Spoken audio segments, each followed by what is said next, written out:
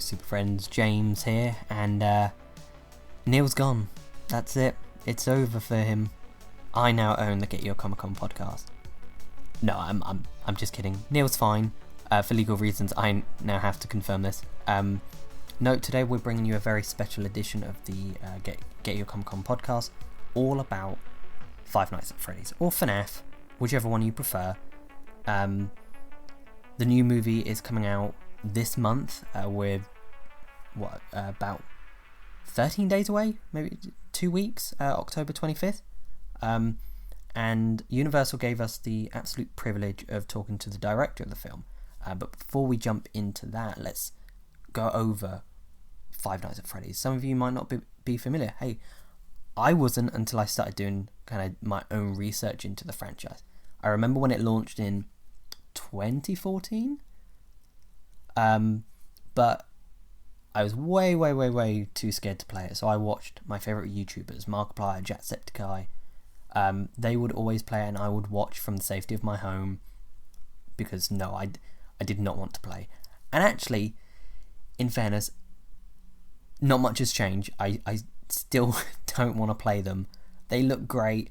I always see a lot of people having fun with them, and the world seems really cool. And that's the interesting thing about this franchise, is that with the books, comic books, and multiple video games, we've actually got like a Five Nights at Freddy's mythology. It's evolved, it's grown, and what the film has done is taken key components from that to create a movie that can resonate with the fans of the franchise, but also usher in a new wave of fans who perhaps don't have the connection that others have. You know, the people that don't want to play the games, the people that don't enjoy gaming. But there's still a chance that they can go in and watch something that they can walk away and enjoy, which is really good for people who don't play games. And what's interesting about all that is the video game adaptation world is an interesting one. We've seen many examples that don't work, but we've also seen examples that work really well. And as of right now, I can't go into the details of the movie, but I'm hopeful. That's as basic as I can go. I'm very hopeful. But anyway, that's a discussion for later. Universal gave us the opportunity to speak to Emma Tammi, who is the director of the film, and through her we were able to discuss what it was like kind of bearing that weight of bringing a franchise to the big screen, especially for the first time. What it was also like dealing with the animatronic element of it. They were the mascots, Freddy Fazbear, Bonnie, Foxy, Chica, and the game's bringing a bunch of other mascots, but the movie just focuses on the kind of primary Mr. Cupcake. Mr. Cupcake's one as well, and I don't like Mr. Cupcake. Not a very nice cupcake at all. We also got some kind of behind the scenes stories of what it was like working on the film, on the set, which was really nice. It really adds a lot of it contextualizes the experience of making a film. You know, the process of making a film is something we don't actually get to witness a lot. So to hear the stories, the collaboration element of it was very interesting. So give it a listen. Let us know what you think, and yeah, we're really excited to bring this one to you. It was a really great conversation, so enjoy it. Hi James, Emma here. Hiya, how's it going? I'm well, how are you? I'm good, thank you. Fabulous. Thank you so much for taking the time to talk to me about Five Nights at Freddy's. I absolutely loved it. My I had pleasure. such a good time. Oh, I'm so glad. That's great to hear. It was it was pretty much everything I wanted. Honestly, I never thought I'd see Five Nights at Freddy's on the big screen. So thank you for bringing it to us and to new audiences as well. I'm very excited to see what they all think about it. Me too. One of the things I loved most about it and is how accessible it was for casual audiences. What was it like trying to find that balance between creating something that the fans would really enjoy and something that would usher in new audiences?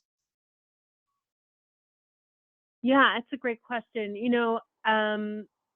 I was lucky enough to be working alongside Scott on the script, and Seth Cutterback. And I think knowing that Scott was going to be keeping us on track with how much of the lore to include and which elements, it gave us really free reign to develop out the world of the movie and the characters in a way that felt like they would both service the fan base and the story we were trying to communicate as far as the adaptation goes, and also standing on their own 2 feet as a film that, as you say, is also accessible to a more casual audience, with less knowledge of the lore going in. So,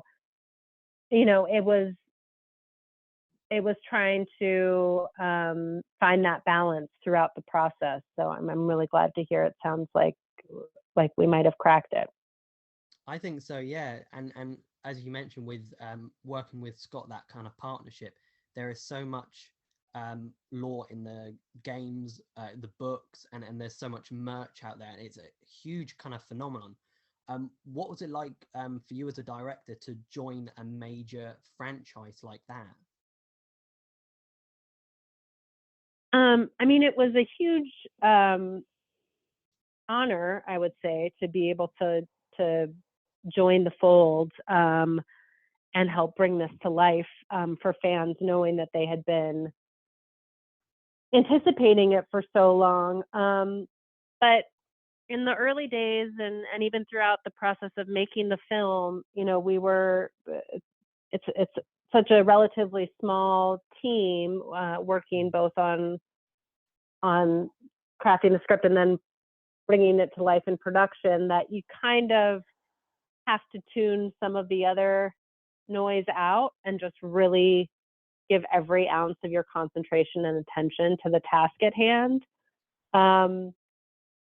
So I would say, some of the most exciting elements of making the movie and being aware of the fan base was actually having some of the YouTubers who are such big fans of the game and players of the game come and visit set, either to do a cameo or to see the pizzeria and feel their excitement and see it through their eyes and really feel like, okay, we're on the right track here. These fans who hold it so dear to their hearts are over the moon about what we're doing here, and it's feeling really right. And that was extreme validation, and created even more excitement for what we were going to be delivering to the fans.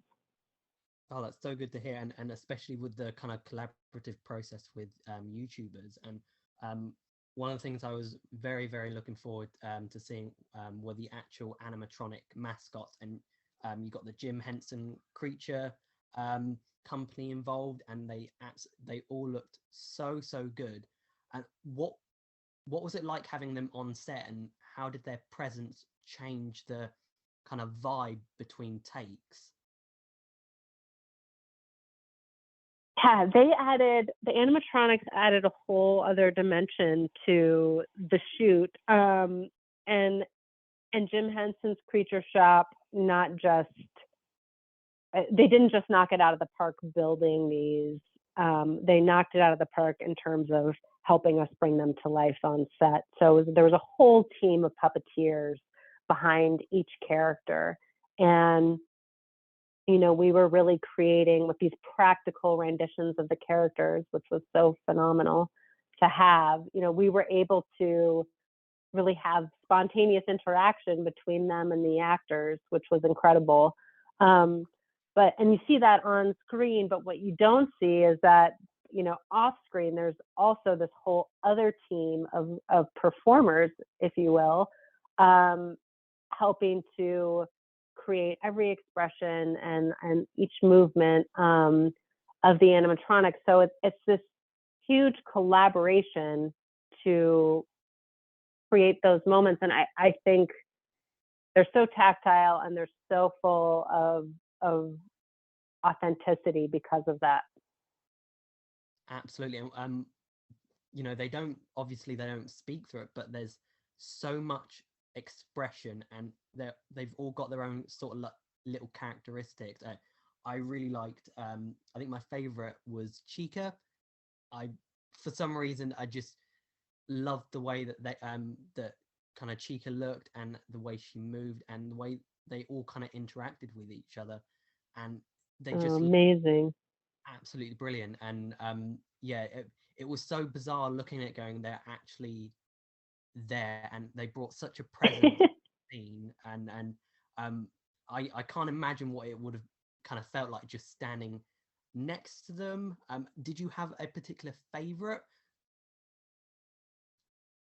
Oh, they're really all my favorites, but on any given day, I would be extra enamored with one of them. And also seeing them together is so powerful. Like as a little posse, that is such a special chemistry, both in terms of the colors and the scales and the quirks, and it's incredible to see them as a group. But one of the things that really surprised me, as Cupcake was being designed, I was enamored with Cupcake, but then we have several real standout moments for Cupcake throughout the film. So that was kind of like a revelation how incredible Cupcake was. But they're really also incredible and unique, and depending on whichever scene we were doing, I was captivated by them in new ways every day. What were the kind of younger cast members like with them? Because I can imagine that being maybe a bit of a scary process, actually having to direct them to be afraid of these things, or was there actual kind of legitimate fear with something that looked quite odd in like Freddy and especially like Foxy and Bonnie? What was it like trying to direct the younger stars? Yeah, I mean, it was a mix. Like all of the kids in the film were so in love with the animatronics, and really Piper, who plays Abby, was so bonded with them. She would come to set and give them a hug before she did anything else, and give them a hug when she left. And she just really missed them when it was over. And she had such a bond with them. So kind of like her character, she always saw them through rose-colored glasses, where I think some of the adult characters, in the right light, were freaked out, as intended by the characters. They're so massive, the animatronics, that the scale alone is quite intimidating and such a big feature. But there was one instance when one of the kids got behind the curtain where Foxy was, and it was quite dark.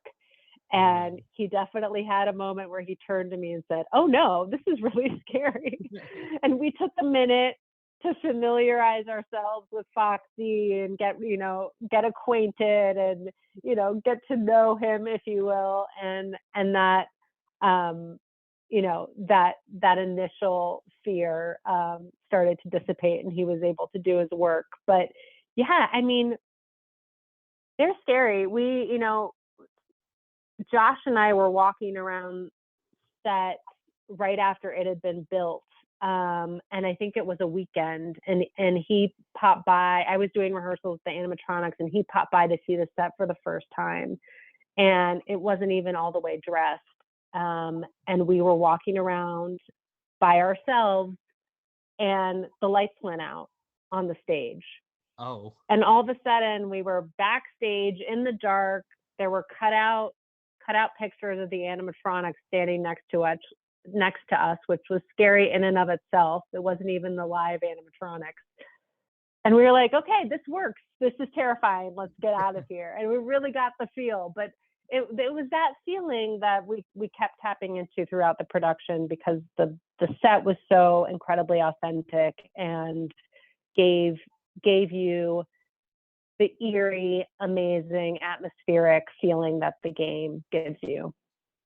Perfect. And just kind of end with, I was just thinking, like, hypothetically, if you were the head of security at the pizzeria, how long do you think you'd last? I've put myself down at about an hour. I don't think I could. An hour is pretty good. I feel like I've know the pizzeria really well right now. So I would have some tricks up my sleeve in terms of hiding places, but I don't know how long my stomach would last. So I'm optimistic I could survive the night, but I don't know, these animatronics, they seem to get you one way or the other in the end.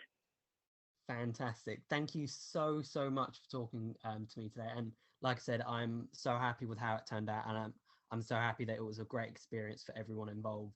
And Halloween. Oh, thank you so much. It's the perfect time to go and watch Five Nights at Freddy's. So I'm really hoping that everyone rushes off and just really enjoys the process and just the fun, but also the fear that it elicits out of you. And yeah, I couldn't be more happy with it. And again, thank you for kind of talking me through everything that you experienced on set as well. That means the world. Thank you so much for everything you just said, and fingers crossed everyone gets out there and enjoys it. And there we have it. It was a delightful conversation. I had a lot of fun with it, and she was absolutely lovely. Really, really, really good to talk to, and it made me excited for Five Nights at Freddy's, because you've got the fans who obviously know the franchise really well, but then you've got people like me who kind of aren't as familiar with it, and the film does a really good job of balancing both worlds. So you're going to have the people who know the Easter eggs, who know the characters really well, who understand the significance of certain things, but you'll have those fans who don't know, and it's a really nice learning curve. And I really enjoyed learning a bit more about that process. So yeah, October 25th, Five Nights at Freddy's is out on the big screen. If you're not actually sure, the film follows a security guard who ends up working at Freddy Fazbear's Pizzeria, and he just has to survive. That's it. Simple as that. You've got 4 killer mascots after you, and yeah, his job is to survive and make sure no one gets hurt, which is easier said than done. And what the film does, it incorporates some of the elements, the gameplay elements that fans will recognise, the cameras, the lights, but it also brings in the lore side of that universe that perhaps some people won't be that familiar with. This is a huge universe that I didn't really appreciate the scope of it all, and there's definitely potential for more, because like I said, you've got events, you've got timelines, you've got new characters, both human and mascot, and it's much deeper than you think. And I think the film does a good job of planting that seed that maybe not all is what it seems. So who knows what the future holds for this franchise, but it's definitely one that's going to stick around for a while. So, TV shows, sequels, more games, more books, it's all going to add to that massive universe. And perhaps this is just the start. But October 25th, perfect movie for Halloween this year. So make sure you go grab your tickets, grab your friends, and maybe boot up the games. I think that's what I'm tempted to do, is brave it, download one of the games and give it a shot, see what the fuss is about, but also allow myself to experience what players feel and then see how that compares to watching the film. I think that'd be a very interesting experiment, essentially doing it in reverse. You're going to have the fans who know the game who then go and watch the film, but it'll be interesting to see what sort of reception I get from basically watching the film first and then playing the game. Yeah, I think I'm going to treat myself this Halloween to a horrible night of playing Five Nights at Freddy's in the dark, maybe with some pizza, maybe a lamp on, who knows. But yeah, thank you for listening to this very special episode, and we hope you enjoyed the interview.